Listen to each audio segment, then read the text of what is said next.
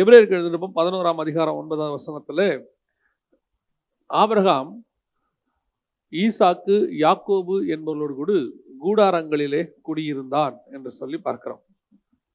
இந்த கூடாரங்களிலே குடியிருந்தான் என்று சொல்லி பார்க்கிற இந்த வசனத்தில் அநேக செய்திகளை நாம் கேட்டிருக்கிறோம். ஆனால் இந்த வசனத்தை வாசிட்டே இருக்கும்போது ஒரு சில காரியங்களை ஆண்டவர் இந்த வசனத்தின் மூலமாக சொல்லிக் கொடுத்தார். இந்த கூடாரங்களில் குடியிருந்தான் அப்படிங்கிறதுனா என்ன அப்படின்னு கேட்டால், பொதுவாக நமக்கு கூடாரம் என்பது இந்த உலகத்தை குறிக்கிறதா ஒரு வார்த்தை. இந்த உலகம் ஒரு கூடாரத்தை போல. அதாவது ஆபிரகாம் ஏன் கூடாரத்தில் குடியிருந்தாரு அப்படின்னு கேட்டிங்கன்னா, தொடர்ந்து அந்த வசனங்களை நீங்கள் வாசிக்கும் போது தேவன் தாமே கட்டி உண்டாக்கின அஸ்திபாரமுள்ள நகரங்களுக்கு அவன் காத்திருந்தான் அப்படின்னு இருக்கு. அப்போ அஸ்திவாரமுள்ள நகரம் என்பது தேவன் இனி நமக்கு வரும்போது கொடுக்க போகிறது. இதற்கு அவன் காத்திருந்தான் அப்படின்னு இருக்கு. அதனால் அவர் எதில் குடியிருந்தாராம்? கூடாரங்களில் குடியிருந்தார். அதோட அர்த்தம் என்ன அப்படின்னு கேட்டால், இனி வரப்போகிறதான அந்த அஸ்திவாரம் என்பது கூடாரத்தை பார்க்கலும் நிரந்தரமானது. அதை போட்டுட்டோம்னா அது ஒரு ஸ்டெபிலிட்டி. அங்கேயே நம்ம எப்போவுமே அங்கே தான் இருக்க போகிறோம்னு அர்த்தம். இப்போது ஒரு சில இன மக்களை பார்த்துருக்குறோம். அவங்க கூடாரங்களை இப்பவும் குடியிருப்பாங்க. அவங்க இடம் பெயர்ந்து என்ன செய்வாங்க? போயிட்டே இருப்பாங்க. அவங்களுக்குன்னு ஒரு ஸ்டாண்டர்டான ஒரு இடமே இருக்காது. ஆனால் நம்ம ஒரு இடத்துல போய் ஒரு காலகட்டத்தில் ஒரு அஸ்திவாரம் போட்டு ஒரு வீடை போட்டு நம்ம தங்கிட்டோம்னா, நாம் நம்முடைய சந்ததிகள் எல்லாம் என்ன செய்ய போகிறோம்? அங்கே இருக்க போகிறோங்கிற நம்பிக்கையில் தான் நம்ம என்ன செய்வோம்? வீடு கட்டுவோம். ஆபிரகாமுக்கு முன்னாடியே காயின் காலத்திலேயே கோட்டையெல்லாம் கட்டிட்டாங்க. நிம்ரோத்தெல்லாம் கோட்டை கட்டிட்டாரு. எகிப்தியர்கள் வீடு கட்டி வாழ்கிறாங்க. மெசபொத்தேமியா ஜனங்க வீடு கட்டி வாழ்கிறாங்க. அந்த காலத்தில் ஆபிரகாம் எதில் குடியிருந்தாரா?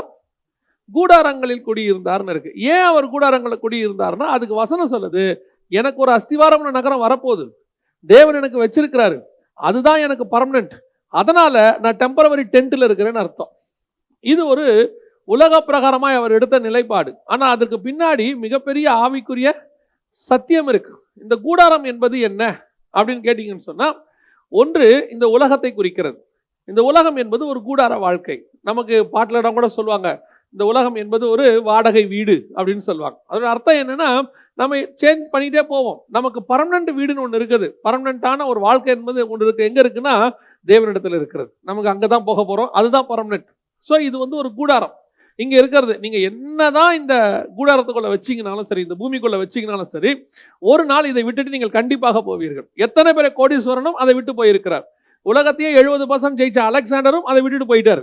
யாருமே ஒன்றுமே என்ன செய்ய முடியாது, பெர்மனன்ட்னு சொல்லி இங்கே இருக்க முடியாது. இது ஒரு வகையான கூடாரம். ரெண்டாவது ஒரு வகையான கூடாரம் இருக்கு. அது எதுன்னு கேட்டிங்கன்னா, நம்முடைய சரீரம். இந்த சரீரம் ஆகிய கூடாரம். இது ஒரு டெம்பரவரி பாடி. இந்த சரீரம் என்பது ஒரு டெம்பரவரி பாடி. நீங்கள் இதை எப்படி பாதுகாத்தாலும் சரி, இதுக்கு நீங்கள் என்ன செஞ்சாலும் சரி, ஒரு நாள் கண்டிப்பாக இதுக்குள்ள இருக்கிறதான உங்கள் ஆத்துமா இதை விட்டு விட்டு போய்விடும். இது ஒரு நாள் கண்டிப்பாக போகும். நீங்கள் என்னதான் பிடித்து வைத்தாலும், என்ன அலங்காரம் பண்ணாலும், எவ்வளவு எக்ஸசைஸ் பண்ணாலும், என்னதான் நீங்க ஒரு பர்ஃபெக்ட் ஃபுட் எடுத்தாலும், என்னைக்கோ ஒரு நாள் கண்டிப்பாக இந்த கூடாரத்தை விட்டு இந்த ஜீவன் போகும், இந்த ஆத்மா போகும். அதை பிடித்து வைக்கவே முடியாது. இந்த கூடாரத்தை விட்டு அது அஸ்திவாரம் உள்ள நகரத்திற்கு போகும். அழிவுள்ளதான இது அழியாமையையும், சாவுக்கு ஏதுவான இது சாவாமையும் தரித்து கொள்ளும். இந்த ஞானம் நமக்கு வந்துட்டா, எதன் மேலையுமே நமக்கு அளவுக்கு அதிகமான ஒரு பற்று வராது. அதனால இந்த உடம்பை கவனிக்க கூடாதா? அது அர்த்தம் இல்லை. இது தேவனுடைய ஆலயம். இதை கிளீனா வச்சுக்கணும், நீட்டா வைக்கணும், நல்ல ஒரு எக்ஸசைஸ் பண்ணணும், நல்லா சாப்பிடணும், நீட்டா, அதெல்லாம் எந்த குற்றம் இல்லை. ஆனா தெரியணும், இது நிச்சயம் போகும். இதை என்ன பண்ணாலும் போகும். எப்பேற்பட்ட கோடீஸ்வரனுடைய சரீரமும் போகும், மகா பெரிய ராஜாவினுடைய சரீரமும் போகும், அத்தனையும் போய்விடும். இது ஒரு கூடாரம். இந்த தாட் எனக்கு வந்துட்டினாலே இதன் மேல என்ன வராது? பற்று வராது. கேர் இருக்கும், ஆனா பற்று வராது. இன்னைக்கு அதான் இன்னைக்கு பிரச்சனை. ஆனால் இன்னைக்கு செய்தி என்னன்னா, ஆபிரகாமை குறித்து வேதம் சொல்லுகிறது, அவன் ஈசாக்கு யாக்கோபு என்பவர்களோடு கூட கூடாரங்களில் குடியிருந்தான். இந்த வசனத்தை வாசித்த போது எனக்கு ஆண்டவர் வேறொரு டைமென்ஷன் இதில் சொல்லி கொடுத்தார். அதைத்தான் நாம இன்னைக்கு ஷேர் பண்ண போறோம். இந்த 3 பேருமே கூடாரத்தில் இருக்கிறாங்களே, இந்த 3 பேருடைய கூடாரத்துக்கும் என்ன டிஃபரன்ஸ்? ஈசாக்குடைய கூடாரத்திற்கும் யாக்கோபுடைய கூடாரத்திற்கும் ஆபிரகாமுடைய கூடாரத்திற்கும் என்ன டிஃபரன்ஸ்? 3 பேருமே கூடாரங்களில் குடியிருந்தார்கள் என்று வசனம் சொல்லுகிறது. முதலாவதாக வாசிங்கள், ஆதியாகமத்தின் புஸ்தகம் 15ஆம் அதிகாரம் 5வது வசனத்தை வாசிங்கள். ஆதியாகமம் 15:5 வாசிங்கள். அவர் அவனை வெளியே அழைத்து இப்ப எங்கிருந்து கூப்பிடுறாரு? அவர் அவனை வெளியே அழைத்து. இப்ப அவன் எதுக்குள்ள உட்கார்ந்து இருக்கிறான்? தன்னுடைய கூடாரத்திற்குள்ளே உட்கார்ந்து இருக்கிறான். கூடாரத்துக்குள் உட்கார்ந்து இருக்கிறதான ஆபிரகாமை வேதம் சொல்லுகிறது கர்த்தர் வெளியே அழைத்தார் அப்படின்னு. இந்த ஆபிரகாம், ஈசாக்கு, யாக்கோபு இந்த 3 பேரை பத்தி நம்ம என்ன சொல்லுவோம்னா முற்பிதாக்கள்னு சொல்லுவோம். இந்த 3 பேருடைய முற்பிதாக்களுடைய ஆசீர்வாதம்னு சொல்லுவோம். மற்றபடி யாக்கோபுக்கு அப்புறம் வந்தவங்கள நம்ம தனியா வச்சுக்கிறோம். இந்த 3 பேரை மட்டும் எப்படி வச்சுக்கிறோம்? ஒரு செட்டா வச்சுக்கிறோம். ஏன் இந்த 3 பேரை மட்டும் ஒரு செட்டா வச்சுக்கிறோம்? இப்போ மோசே கிட்ட சொல்லும் போது, யாத்ராகமத்தின் புஸ்தகத்துல சொல்லும் போது கர்த்தர் என்ன சொல்றாரு? நான் ஆபிரகாமின் தேவனும் ஈசாக்கின் தேவனும் யாக்கோபின் தேவனுமாய் இருக்கிறேன்னு தான் சொல்றாரு ஒழியா அதுக்கப்புறம் நான் யூதாவின் தேவனும் பாரேசின் இப்படி ஆண்டவர் போல. ஏன் இந்த 3 பேரோட நிறுத்திட்டாரு அப்படின்னு சொன்னீங்கன்னா அதற்கு நிறைய காரியங்கள் இருக்கிறது. ஆனா ஒரு காரியம் என்ன அப்படின்னு கேட்டா, இந்த உலகத்தினுடைய மொத்த ஆசீர்வாதங்களும் இந்த 3 பேருக்குள்ளே அடங்கிவிடும். எப்படி சொல்றீங்க அப்படின்னு கேட்டீங்கன்னா, ஈசாக்கு மையம்னா நம்ம மையம் வேற, ஈசாக்கு நடுவுல இருக்கிறார். இந்த ஒரு பக்கம் ஆபிரகாம், ஒரு பக்கம் யாக்கோபு. இந்த 3 பேருக்கு என்ன டிஃபரன்ஸ் அப்படின்னு கேட்டீங்கன்னா, ஆபிரகாம் யூதனும் அல்ல. நான் சொல்றது நல்லா புரிஞ்சுக்கோங்க. ஆபிரகாம் யூதனும் அல்ல, ஆபிரகாம் இஸ்ரவேலனும் அல்ல. ஆபிரகாம் மெசொப்பொத்தேமியா தேசத்தை சேர்ந்ததான ஒரு எபிரேயன். இப்போ இஸ்ரவேலை பொறுத்த வரைக்கும் அவங்க எபிரேயர்ல இருந்து வந்திருந்தாலும் இஸ்ரவேலர்கள் தான் தனி. அதற்கு முன்னாடி இருக்கிற எல்லாருமே புறஜாதியார் தான். இந்த ஆபிரகாம் இஸ்ரவேலுடைய பிரமாணங்களை எல்லாம் கேட்டான். ஆனால் அந்த பிரமாணத்திற்குள்ளே இப்போ மோசேக்கு கொடுத்த மாதிரி கட்டளைகளுக்குள்ளே அவன் வரவில்லை. ஓய்வு நாள் ஆசாரிச்சாரா அப்படின்னு கேட்டீங்கன்னா ஓய்வு நாள் ஆசாரிச்சிருக்க மாட்டார். இப்போ இஸ்ரவேல் முறையில் இருக்கிற 7 பண்டிகை அவருக்கு இருக்குமானா 7 பண்டிகை அவருக்கு இருக்காது. அந்த இஸ்ரவேலுக்குள்ள சொல்லக்கூடியதான சர்வாங்க தகன பலி, அப்புறம் பானபலி, சமாதான பலி, இது எல்லாமே அவர் செலுத்தினாருன்னா எதுவுமே இருக்காது. அந்த இஸ்ரவேலுடைய முறைமைக்குள்ள எதுக்குள்ளே வரமாட்டாரு. ஆனா அந்த நியாயப்பிரமாணம் என்பது அவருக்கு கொடுக்கப்பட்டது, சொல்லி கொடுத்தாரு ஆண்டவர். ஆனா ஆத்தன்டிகேட் பண்ணல, சைன் பண்ணி இன்னும் கொடுக்கல, மோசே கிட்ட தான் கொடுத்தாரு. ஸோ அது வரைக்கும் ஆபிரகாம் தனக்கு தெரிந்தபடி என்ன செய்யறார்? ஆண்டவரை தொழுது கொள்றார். அங்கங்க ஒரு பலிபீடத்தை கட்டி அவர் ஆண்டவரை தொழுது கொள்றார்.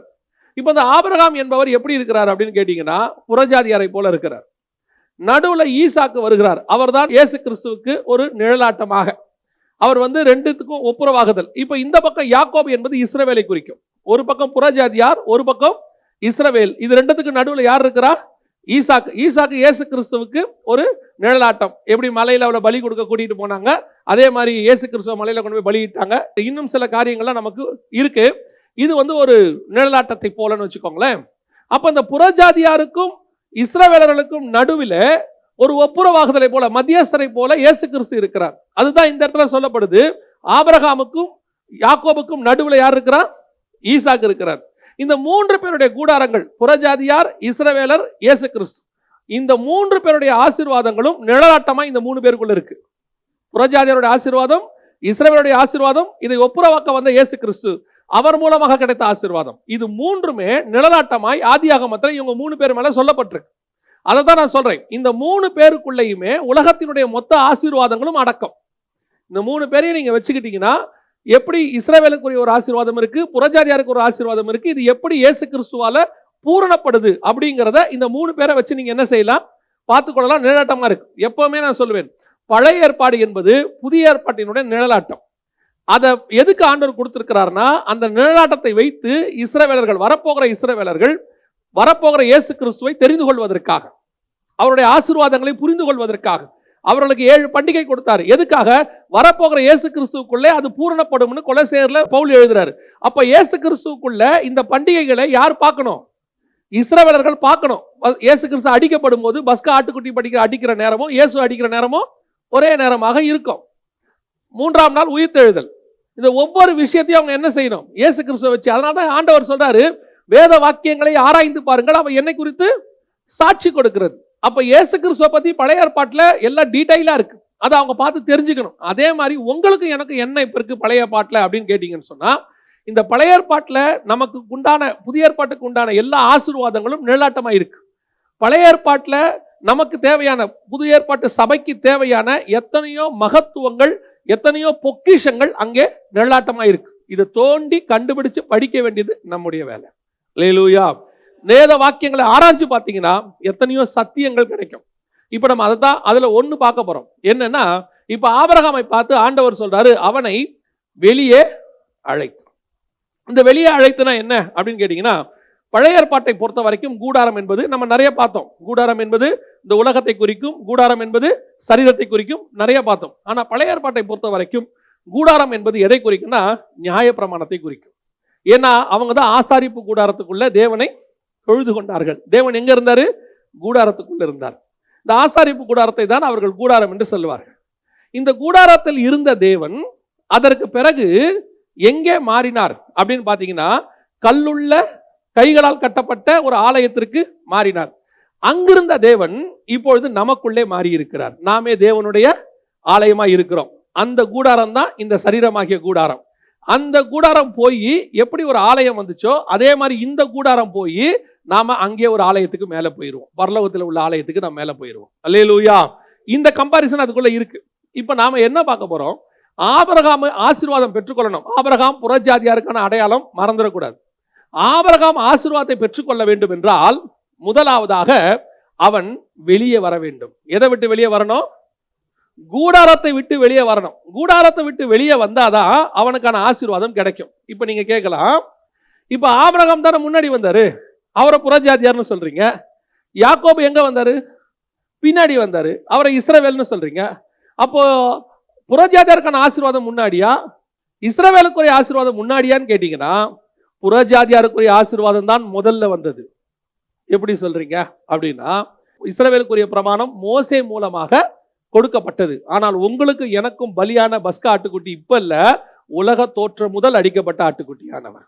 அல்லேலூயா. நமக்குரிய ஆசீர்வாதம் முன்னாடி வந்தது, ஆனா அப்ளை ஆனது பின்னாடி.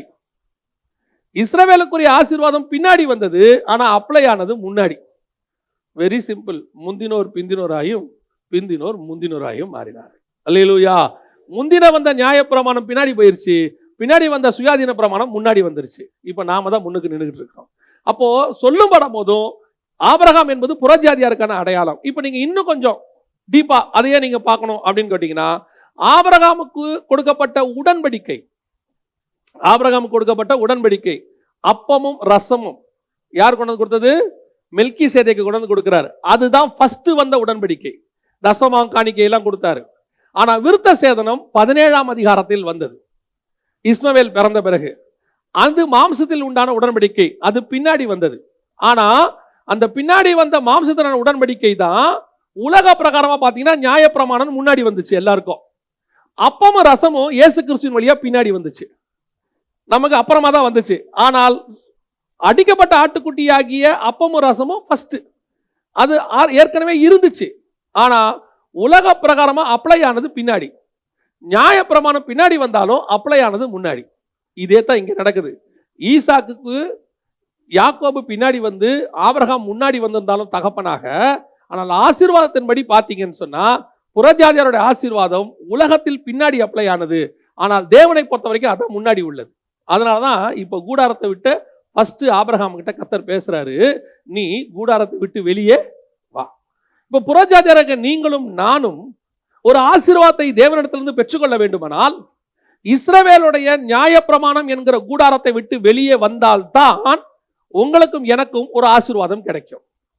கூடாரத்துக்குள்ளேயே உட்கார்ந்து இருக்கிறவங்களுக்கு இந்த புறஜாதியாருக்குரிய ஆசீர்வாதம் கிடைக்காது. எப்படி சொல்றீங்க? இப்ப கர்த்தர் அவனை வெளியே அழைத்து எதை பார்க்க சொல்றாரு? வானத்தை அண்ணாந்து பார், நட்சத்திரங்களை எண்ண கூடுமானால் அவைகளை எண்ணு. அப்போ வானத்துக்குரிய ஆசீர்வாதம், நட்சத்திரத்துக்குரிய ஆசீர்வாதம், அந்த வானத்துக்குரிய ஆசீர்வாதத்தை நீங்கள் பெற்றுக்கொள்ள வேண்டும் என்று சொன்னால் நீங்கள் கூடாரத்தை விட்டு வெளியே வர வேண்டியது அவசியமாக இருக்கிறது. கூடாரத்தை விட்டு வெளியே வராம வானத்துக்குரிய ஆசீர்வாதம் கிடைக்காது. இன்னைக்கு நிறைய பேர் என்ன விரும்புறாங்கன்னா, நான் கூடாரத்துக்குள்ளேயும் உட்காந்துக்கணும், நான் வானத்துக்குரிய ஆசீர்வாதத்தையும் பெற்றுக்கொள்ளணும், எனக்கு ரெண்டும் வேணும்னு நினைக்கிறாங்க. கூடாரத்துக்குள்ள இருக்கிறது கொஞ்சம் சேஃப். என்ன கூடாரத்துக்குள்ள இருக்கிறது சேஃப்? மழை பெஞ்சா நனையாது, வெயில் அடிச்சா நமக்கு உள்ள சூடு உஷ்ணம் வராது, நம்ம உள்ளுக்குள்ள சேஃபா படுத்துக்கலாம், நம்ம என்னென்ன வச்சிருக்கிறோம் யாருக்கும் தெரியாது, சேஃபா இருக்கும். ஆனா வெளியே இருந்தோம்னு வச்சுக்கோங்களேன், நமக்கு மழை அடிக்கும், வெயில் அடிக்கும், காத்து அடிக்கும். இப்ப கர்த்தர் அவனை வெளியே அழைக்கிறார். வெளியே என்ன வச்சிருப்போம்? ஒன்றும் வச்சிருக்க மாட்டோம், ஒண்ணுமே வெளியே இருக்காது. எல்லாம் வந்தோடனே ஒருத்தன் வீட்டை விட்டு வெளியே வந்தா அவன் சொல்ற வார்த்தை, ஒண்ணும் இல்லைங்க, வெறுங்கையா வெளியே வந்தேன், வீட்டுக்குள்ள இருக்கிற வரைக்கும் எனக்கு எல்லாம் இருக்கு, வெளியே வந்தா ஒண்ணும் இல்லை. இப்ப கர்த்தர் சொல்றாரு, நியாயப்பிரமாணத்தை விட்டு வெளியே வா. நியாயப்பிரமாணம் என்பது உலகத்தின் ஆசீர்வாதம். இந்த நிறைய பேர் என்ன விரும்புகிறோன்னா, இந்த உலக ஆசீர்வாதத்தையும் வச்சுக்கிட்டு, இந்த உலகத்தில் உள்ள எல்லாத்தையும் வச்சுக்கிட்டு, அப்படியே நான் எதையும் பெறக்கொண்டு விரும்புகிறேன், வானத்துக்குரிய ஆசீர்வாதத்தையும் பெறுகிறேன். இப்போ பவுல் சொல்றாரு, ரெண்டுத்தையும் நீ செய்யவே முடியாது. நியாய பிரமாணத்தையும் கிருபையின் பிரமாணத்தையும் சேர்த்து உன்னால செய்யவே முடியாது. நியாய பிரமாணத்தை விட்டு நீ வெளியே வந்து, கூடாரத்தை விட்டு வெளியே வந்தாதான் உனக்கு வானத்துக்குரிய ஆசீர்வாதம் கிடைக்கும். நட்சத்திரங்களை எண்ண கூடுமானால் உன்னால் எண்ணு. இந்த நட்சத்திரத்துக்குரிய ஆசீர்வாதங்கிறத நிறைய பேர் ஒரு வித்தியாசமாக சொல்லியிருக்கிறாங்க. நாம் இன்னைக்கு கொஞ்சம் அதோட டீட்டெயிலில் பார்ப்போம். என்னன்னா, 15:5 ஆபிரகாமை பார்த்து சொல்லும்போது ஆண்டவர் சொல்ற வார்த்தை, நட்சத்திரங்களை எண்ண கூடுமானால் நீ எண்ணு அப்படிங்கிறார், உன் சந்ததி இவ்வண்ணமா இருக்கும். அந்த 22ஆம் அதிகாரம் 17ஆம் வசனத்துல இதே ஆபிரகாமை கர்த்தர் சொல்லும் போது எப்படி ஆசீர்வதிக்கிறார் வாசிங்க பார்ப்போம். ஆதியாகமத்தின் புஸ்தகம் 22:17. நான் உன்னை ஆசீர்வதிக்கவே ஆசீர்வதித்து உன் சந்ததியை வானத்து நட்சத்திரங்களைப் போலவும் கடற்கரை மணலை போலவும் பெருக. இப்ப இந்த இடத்துல ஆசீர்வாதம் என்ன வருது? வானத்தின் நட்சத்திரத்தை போல கடற்கரை மணலை போல ரெண்டா மாறிடுச்சு. இதை நம்ம ஆட்கள் சிலர்லாம் என்ன செஞ்சுறாங்கன்னா, டபுள் ஃப்ளோர் பிளெஸிங் நினைச்சுக்கிறாங்க. வானத்துக்குரிய ஆசீர்வாதம், பூமிக்குரிய ஆசீர்வாதம். ஆக்சுவலா அது என்னன்னு கேட்டீங்கன்னா, வானத்துக்குரிய ஆசீர்வாதம் என்பது தேவனுடைய வானத்துக்குரிய சந்ததி, உன் சந்ததி அப்படி இருக்கணும். கடற்கரை மணல்னா என்னன்னு கேட்டீங்கன்னா, பூமிக்குரிய சந்ததி. ஏன்னா ஆகார் வந்துடுறாங்க, அதுக்கப்புறம் இஸ்மவேல் வந்துடுறான், கேத்தூரால் சந்ததி வந்துடுது, நிறைய சந்ததி 17ஆம் அதிகாரத்துல வந்துடுது. வந்த பிறகு ஆண்டவர் பார்த்தாரு, ஈசாக்கு என்பது வானத்துக்குரிய சந்ததி, இந்த மற்றவங்க எல்லாரும் இஸ்மவேல் எல்லாரும் யாரு? பூமிக்குரிய சந்ததி. உன் சந்ததி 2 சந்ததியா மாறிடும், பூமிக்கு ஒன்று வானத்துக்கு ஒன்றுன்னு சொல்லிட்டாரு. இப்ப ஈசாக்கு மூலமா வந்த சந்ததி எது? உங்களுக்கு எல்லாருக்கும் ஒரு சந்தேகம் இருக்கும், ஈசாக்கு வழியா இஸ்ரவேலர்கள் வந்தாங்க, ஈசாக்கு அப்புறம் யார் வந்தது? இஸ்ரவேலர்கள். ஆனா கலாத்தியருக்கு எழுதும் போது 3ஆம் அதிகாரத்துல பவுல் சொல்லக்கூடிய அந்த வசனத்தை வாசிங்க பார்ப்போம். கலாத்தியருக்கு எழுதும் 3ஆம் அதிகாரம் 16வது வசனத்தை வாசிங்க. கலாத்தியர் 3:16. அநேகரை குறித்து சொல்லாமல் உன் சந்ததிக்கு என்று ஒருவனை குறித்து சொல்லி இருக்கிறார், அந்த சந்ததி கிறிஸ்துவே என்று சொல்லப்படுகிறது. அநேகரை குறித்து சொல்லாமல். சரி, இப்போ இஸ்ரவேலர்கள் அந்த சந்ததிக்குள்ள வருவாங்களா அப்படின்னு கேட்டீங்கன்னா, கலாத்தியருக்கு எழுதின நிருபம் 4ஆம் அதிகாரம் 22ல இருந்து வாசிச்சு பார்த்தீங்கன்னா, இஸ்ரவேலரை அரபு சந்ததி, அதாவது ஆகாருக்கு ஒப்புமையாக மாத்திட்டு சாராள் வழியாக வந்த ஈசாக்கை நமக்கு ஒப்புமையாக யார் சொல்றாரு? பவுல் சொல்றாரு. நான் சொல்றது புரியுதா? அநேகரை குறித்துன்னு சொல்றாரு. அநேகரை குறித்து என்று சொல்லப்படுவது யாரை குறித்து? இஸ்ரவேலை குறித்து. ஒரு சந்ததி என்று சொல்லப்படுவது உங்களையும் என்னையும் குறித்து. அப்ப அந்த வானத்துக்குரிய சந்ததின்னு ஆபிரகாமுக்கு கர்த்தர் சொன்னது இஸ்ரவேலர்களை அல்ல, உங்களையும் என்னையும். அல்லேலூயா. அப்ப அந்த கடற்கரை மணல்னு சொன்னது ஒரு காலத்துல நீங்க வேணா நினைச்சுக்கலாம், நம்ம நினைச்சுக்கிட்டோம். யாரை பத்தி சொல்லி இருக்கிறாரு? கடற்கரை மணல்ங்கிறது புறஜாதியார, நட்சத்திரங்கிறது இஸ்ரவேலர் நம்ம நினைச்சுக்கிட்டோம். ஆக்சுவலா ஓசியாவின் புஸ்தகம் 1ஆம் அதிகாரம் 10ஆம் வசனம் சொல்லுது, கடற்கரை மணல் என்று சொல்லப்படுவது இஸ்ரவேலரை குறித்து சொல்லப்பட்டிருக்கு. ஒரு காலத்துல இஸ்ரவேலர்கள் வானத்து நட்சத்திரங்களை போல இருந்தாலும் அவர்கள் தேவனை ஏற்றுக்கொள்ளாமல் போனபடியினாலே அவர்களும் புறஜாதியாரை போல கடற்கரை மணலாய் மாறிவிட்டார்கள். நீங்களும் நானும் வானத்துக்குரிய சந்ததியாய் மாறிவிட்டோம். இந்த வானத்துக்குரிய சந்ததியை நீங்கள் பெற வேண்டும். வானத்துக்குரிய ஆசீர்வாதம், தேவ ஆராதனைகள், வாக்கு தத்தங்கள் எல்லாம் நமக்குரியது. கொலோசியர்ல எழுதி வச்சிருக்கிற 3ஆம் அதிகாரத்துல, நீங்கள் கிறிஸ்துவோடு கூட உயிர்த்தெழுந்தது உண்டானால் நீங்கள் அவருடைய வலது பார்சத்தில் உள்ளதான மேலானவைகளையே நாடுங்கள்னு வசனம் சொல்லுது. அப்ப அந்த வானத்துக்குரியதை மேலானவைகளையே நாடக்கூடியது தான் இந்த சந்ததி. தேவ ஆராதனைகளும் வாக்கு தத்தங்களும் இஸ்ரவேலுக்குரியதே, அது நமக்கு ஆண்டவர் கொடுத்திருக்கிறாரு. அப்போ அந்த மேலான ஆசீர்வாதம் என்பது போய் தேவனாகிய கர்த்தரை அவருக்கு முன்பாக நின்று ஆராதிப்பது. வாக்கு தத்தம் என்பது வானத்துக்குரிய வாக்கு தத்தம். இந்த மேலான காரியங்கள் எல்லாத்தையும் யாருக்கு வச்சிருக்கிறாரு? மேலான சந்ததிக்கு வச்சிருக்கிறாரு. அந்த மேலான சந்ததி யாரு? நீங்களும் நான். அப்ப நமக்குரிய ஆசீர்வாதம் எல்லாம் மேலானவைகள், நமக்குரிய ஆசீர்வாதங்கள்லாம் வானத்துக்குரியவைகள். இந்த வானத்துக்குரிய ஆசீர்வாதங்களை பெற்றுக்கொள்ள வேண்டும் என்று நீங்கள் விரும்பினால் வேற வழியே கிடையாது. கூடாரத்தை விட்டு வெளியே வந்தா மட்டும்தான் மேலான ஆசீர்வாதம் கிடைக்கும். கூடாரத்துக்குள் உட்கார்ந்து இருக்கிற வரைக்கும் மேலான ஆசீர்வாதம் கிடைக்கவே கிடைக்காது. அல்லேலூயா. அப்ப அந்த கூடாரத்தை விட்டு வெளியே ஏன் அழைக்கணும்? ஏன் ஆபிரகாமுக்கு தெரியாதா? ஆபிரகாமே, மேல நட்சத்திரத்துக்கு தெரியுமா? தெரியும் ஆண்டவரே. அந்த மாதிரி உன் சந்ததியை மாத்துவேன்னு ஏன் சொல்லக்கூடாது ஆண்டவர்? சொன்னாலும் உண்மைதானே, புரியதானே போகுது அவனுக்கு. ஏன் அந்த பர்டிகுலரா அவனை அவர் வெளியே அழைத்து? இப்ப நீங்க சொல்லுவீங்க, ஒருவேளை ஆபிரகாமுக்கு அந்த நட்சத்திரத்தை காட்டி சொல்ல விரும்பி இருப்பாரோ, பாரு ஆபிரகாம் இந்த நட்சத்திரத்தை பாரு, என்ன முடியுமா? இல்ல ஆண்டவரை என்ன முடியல, இந்த மாதிரி அப்படி சொல்லுவார் நினைச்சிருப்பீங்களோ?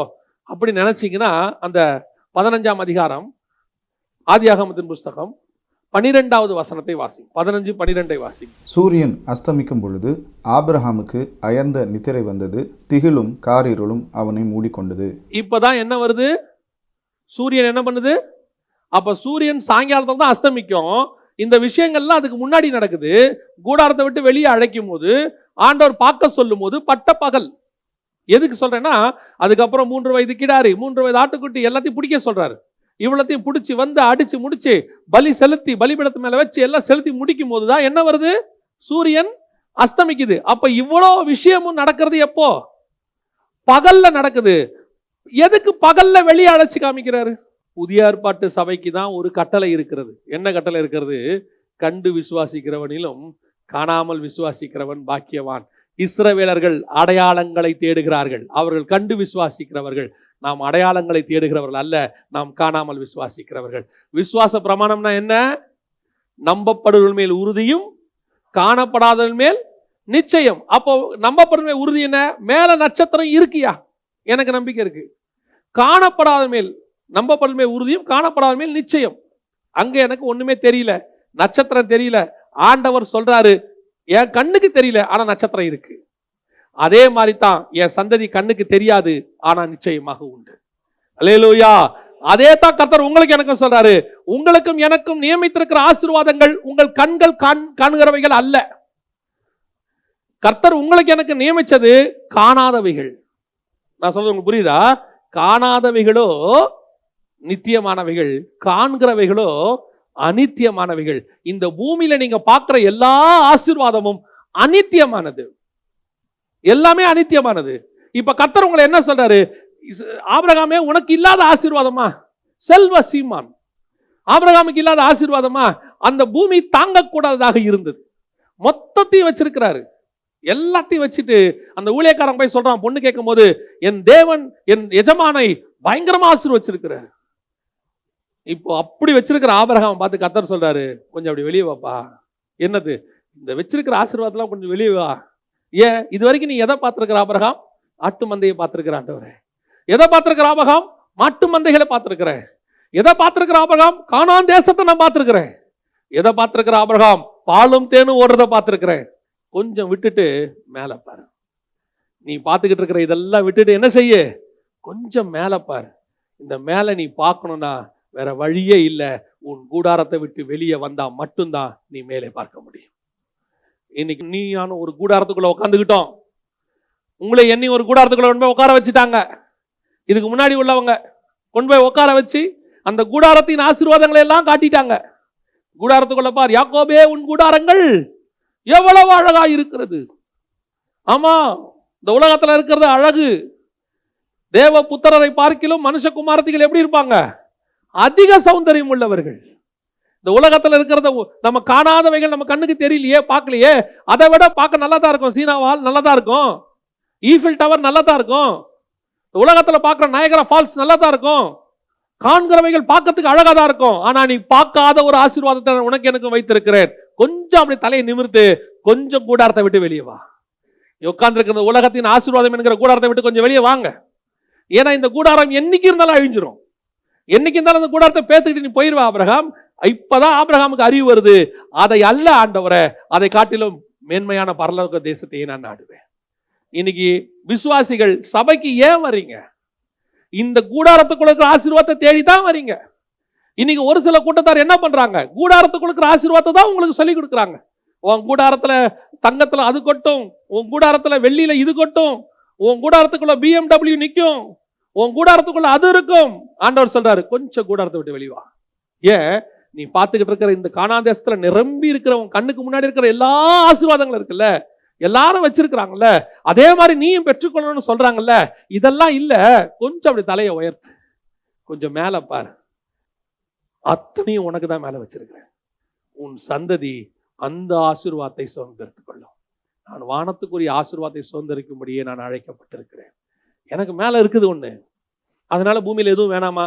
நான் வாழ்வதற்கு என்ன தேவையோ அது எனக்கு போதுமானதாக இருக்குது. நான் சர்வை பண்றதுக்கு என்ன வேணும்? எனக்கு இந்த பூமியில எனக்கு எதுவுமே இல்லை, அதனால இனிமேல் டெய்லி எனக்கு சாப்பாடே வேணாம் சொல்ல போறோமா? இல்ல, சாப்பாடுவேன், ஆனா பெருந்திண்டியா திங்க மாட்டேன். சாப்பிட்றது தப்பு இல்ல, பெருந்திண்டி தப்பு. நான் சொல்றது புரியுதா? ட்ரெஸ் போடுறது தப்பு இல்ல, நான் என்ன செய்ய மாட்டேன், அந்த கோட்டும் அந்த சூட்டும் தான் போடுவேங்கிறது தான் தப்பு. கர்த்தர் கொடுத்தா போட்டுக்கிறதுல ஒரு தப்பும் இல்லை. கொடுக்கலையா, நார்மல் கொடுத்துருக்காரு, போட்டு போயிட்டே இருக்கணும். ஆண்டவர் இட்லி சாப்பிட சொன்னா இட்லி சாப்பிடுங்க. யாராவது திடீர்னு கூப்பிட்டு பீஸா வாங்கி கொடுத்தா பீஸா சாப்பிடுங்க. இட்லிக்காரங்க வீட்டில் போய் உட்காந்துக்கிட்டு பீஸா கிடைக்குமான்னா அதான் தப்பு. இன்னைக்கு நம்ம அதை தான் செய்கிறோம். அதாவது இந்த நாங்கள் ஊழியத்துக்கு முடிச்சுட்டு சென்னைக்கு வருவோம் ஒவ்வொரு வாரமும். அப்போ சில நேரத்தில் ட்ரெயினில் வருவோம், சில நேரத்தில் பஸ்ஸில் வருவோம். எங்களுக்கு ஊழியம் 9:30 மணிக்கு முடியும், பஸ்ஸு 10 மணிக்கு. அப்போ வேறு வழி இருக்காது, குடுக்குன்னு ஓடி வருவோம். ஓடி வரும்போது எங்களை கொண்டு வந்து ட்ராப் பண்ணுறவங்க எங்கள் மேலே உள்ள அன்பில் கேட்பாங்க, மாஸ்டர் பஸ்ஸுக்கு இன்னும் 5 நிமிஷம் தான் இருக்கு, நம்ம பெரிய ஹோட்டலுக்கு எதுவும் போக முடியாது, இங்கே பக்கத்தில் ஒரு சின்ன ஹோட்டலுக்கு சாப்பிட்ருவோமா? நான் சொல்லுவேன், அந்த கையேந்தி போன ஒன்று இருக்கும் ரோட்டில், ஒரு வண்டி நிறுத்துங்க, அங்கே வண்டி அம்ப நிறுத்தி அங்கே கிடைக்கிற பரோட்டா ஏதோ ஒன்று அடி சுருட்டி கிருட்டி போட்டு அடுத்த 5 நிமிஷம் சாப்பிட்டு முடிச்சு கையில் வாட்டர் பாட்டில் வாங்கிட்டு பஸ் ஏறிடுவோம். நான் அங்கே போய் நின்றுக்கிட்டு எனக்கு தற்போதைய நிலவரப்படி கேஎஃப்சியில் எனக்கு சிக்கன் வேணும்னா அவனை ஏற இறங்க பார்ப்பாங்க, டே உனக்கு இன்னும் 5 நிமிஷத்தில் பஸ்ஸுடா. நான் கேஎஃப்சி வாங்கி கொடுக்கறது எனக்கு பிரச்சனை இல்லை, ஆனால் கேஎஃப்சி தான் சாப்பிடுவேன், பஸ்ஸில் போக மாட்டேன். அதே தான் சொல்கிறேன், நம்ம பஸ்ஸு எந்த நிமிஷமும் வரப்போகுது. நம்ம பஸ்ஸு எந்த நிமிஷம் வரும்னே தெரியாது. அந்த பஸ்ஸு வேற ஒரு இமை பொழுது தான் நிற்குமாமா. ஒரு இமை பொழுது ஒரு நிமிஷம். அது உள்ள நீ இதை கான்சன்ட்ரேட் பண்ணிக்கிட்டு கூடாரத்துக்குள்ள உட்கார்ந்து இருந்தீங்கன்னா உங்களுக்கு இது கிடைக்கவே கிடைக்காது. கொஞ்சம் கூடாரத்தை விட்டு வெளியே வாங்க, இந்த உலக ஆசீர்வாதங்களை விட்டு வாங்க. குறிப்பா இன்னைக்கு சபைகளுக்கு சொல்றேன், நியாயப்பிரமாணத்தை போதிக்கிறத நிறுத்துங்க.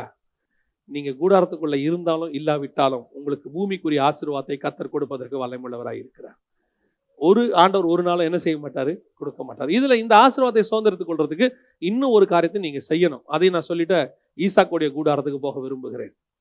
இப்போ ஆபிரகாம் கேட்கிறார் அந்த வசனத்துல, அதற்கு அவன், கர்த்தராகிய ஆண்டவரே, இப்போ இவன் கேட்கிற கேள்வி, எதனாலே நான் அதை அறிவேன். இதே கேள்வியை வேற விதமா பேதுரு கேட்கிறாரு. ஆண்டவரே, எல்லாவற்றையும் விட்டு வந்தோமே, எங்களுக்கு என்ன கிடைக்கும்? ஒரு சந்தேகம் நமக்கு எல்லாருக்கும் இருக்கு. இப்போ எல்லாம் சொல்றீங்க, இவ்வளவு சொல்றீங்க, இப்படியும் சொல்றீங்க தான், சத்தியம் சத்தியம் சொல்றீங்க தான், எல்லாம் விட்டுட்டு வரோம், நீங்க சொல்றது கிடைக்கும்னு எங்களுக்கு என்ன கன்ஃபார்ம்? எதனால இதை நாங்கள் சுதந்திரத்துக் கொள்வோம்? ஆண்டவர் சொல்றாரு, அங்கே ஒரு பலிபீடம் இருக்கு, அந்த பலிபீடத்துல நான் சொல்றது எல்லாத்தையும் தகனம் பண்ணிரு, அந்த மாம்சத்தை எல்லாத்தையும் என்ன பண்ணிரு, சுட்டெரிச்சிரு. அந்த சுட்டெரிக்கப்படும் போது உனக்கு தெரியும், நான் உன்னோடு கூட உடன்படிக்கை பண்ணுவேன். அந்த உடன்படிக்கையினுடைய விளைவு என்ன தெரியுமா? நீ அந்த தேசத்தை சுதந்திரித்துக் கொள்வாய். அல்லேலூயா. நீங்க வெளியே வந்தது மட்டுமல்ல, இன்னொரு காரியத்தை செய்யணும். நம்முடைய மாம்சத்தை சாக ஒப்பு கொடுக்கணும். பரிசுத்தாவி என்கிற அக்கினிக்குள்ள என்னுடைய மாம்சத்தை நான் சுட்டெரிக்க ஒப்பு கொடுக்கும் போது கர்த்தர் சொல்வார், இந்த தேசத்தை உனக்கும் உன் சந்ததிக்கும் நான் தருவேன். அல்லேலூயா. இன்னைக்கு நிறைய பேர் வேறுபாடுள்ள வாழ்க்கைக்குள்ள வந்துட்டீங்க. இப்ப நம்ம சத்தியம் பேசுற சபைக்கு வந்துட்டோம். சத்தியம் கேட்குறீங்க, தொடர்ந்து கேட்குறீங்க. நிறைய பேருடைய விஷயம் என்னன்னா, சத்தியம் கேட்குறாங்க, ஓ ரொம்ப நல்லா இருக்கு, ரொம்ப நல்லா இருக்கு சத்தியம், காத்திருக்கிறோம், சத்தியத்துக்கு காத்திருக்கிறோம், எல்லாம் உண்மைதான். வெறும் கேட்கிறவர்களை மாத்திரமல்ல, ஆபிரகாம் கேட்டாரு, வெளியே வர சொன்னாரு, ஆண்டவர் சொன்னதை கேட்டாரு. ஏன்னா அவர் பார்க்கல, நட்சத்திரம் அவர் கண்ணுக்கு தெரியல, அவர் சொன்னதை கேட்டாரு, மெசேஜை கேட்டுட்டாரு. நல்ல மெசேஜ் ஆண்டவரே, நான் விசுவாசிக்கிறேன், நீங்க கொடுக்குற பிளஸிங்கை நான் விசுவாசிக்கிறேன். ஏன் வாரம் செய்தி கொடுக்குறீங்க இங்க இருந்து, we are accept, எந்த மாற்று கருத்தும் இல்லை. ஆனால் வெறும் கேட்கிறவர்களால் மாத்திரம் இருப்பீர்களானால் நீங்கள் ஆசீர்வாதத்தை சுதந்திரிக்க முடியாது. நான் சொல்றது மேலான ஆசீர்வாதங்களை சுதந்திரிக்க முடியாது.